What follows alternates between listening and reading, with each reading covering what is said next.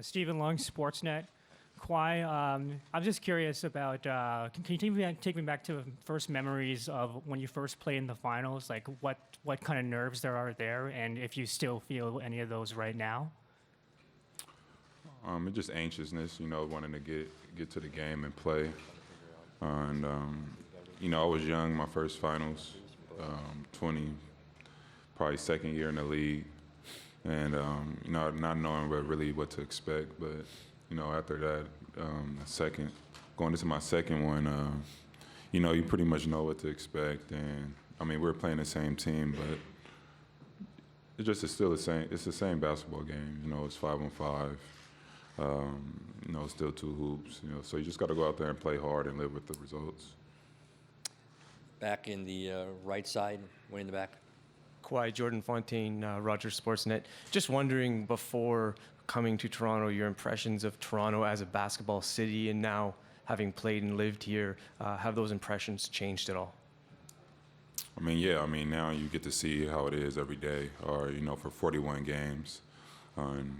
Before you come, their crowd does come out when you're playing here on the road, but I also was on the West, so I only played them once a year. And, like I said, now I'm here for 41 games during the regular season. You get to live in the city, see how, if guys or girls wearing hats, jerseys, how much support is really around the city. And, now in the playoffs, you get to see everybody outside the arena and seeing how, excited they are for the game and how much support is there too. So, it's been an exciting year. Just those, that's what pretty much changed for me, just being able to see it visually. And, like I said, I'm in and out during the regular season. Second row on the right, Mark. Kawhi, Mark Schwartz, ESPN. Draymond Green recently called himself the best defender of all time. You're right there with him, and you have as many all-defensive appearances and first team as he does. I'm wondering if you could compare yourself on defense to him and talk about what it is that gives you so much ability on that side of the ball.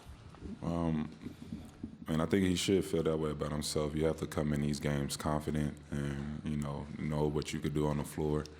But, I don't know how to just compare myself against him. I don't really do that.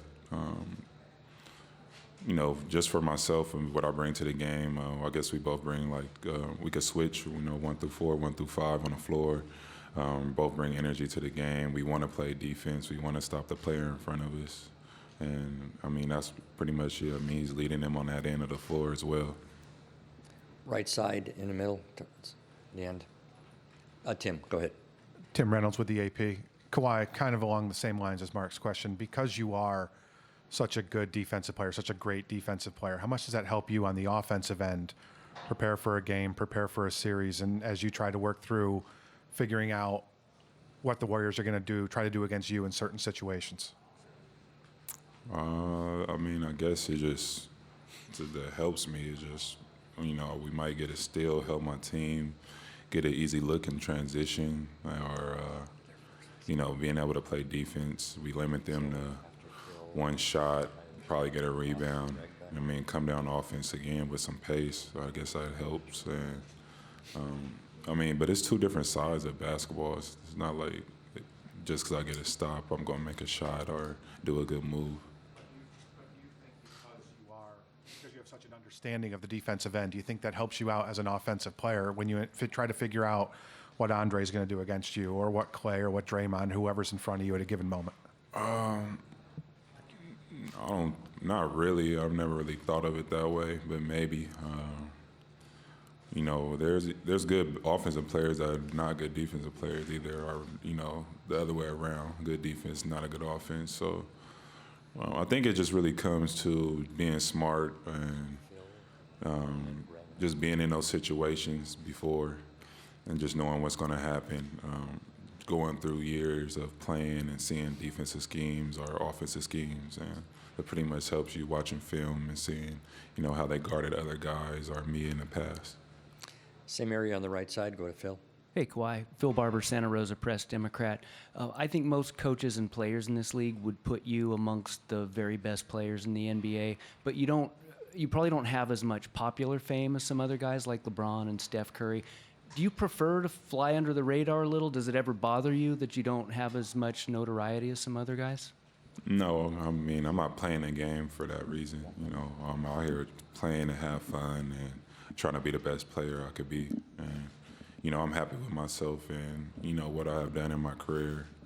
And I'm just going to keep going from there. It's not about me being famous or want to have more fame than those guys. It's about me playing basketball and having fun on the floor. Final question, back on the right, Greg. Hey, Kawhi. Obviously, there's a lot more distractions when you get to this level. We're seeing that today. They're a team that's been here now 5 straight times. They've got guys that have experience. There are a lot of guys in your locker room that don't have experience dealing with this kind of attention, this hoopla, the circus that surrounds the NBA Finals. I know you've been there before. What do you tell the guys? Do you have advice for those guys? Yeah, I mean, you know, most guys been through, you know, been to the Eastern Finals on this team, and you know, as each series goes, you get more media or you know, ask more questions about what's going on. But my thing is just, I mean, once this is over, it's still between the lines. You're playing 5-on-5, like I just told him. We're still playing basketball. We have a scheme.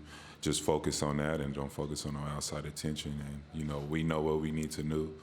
You're inside this locker room every day, so don't pay attention to people who are not in your locker room.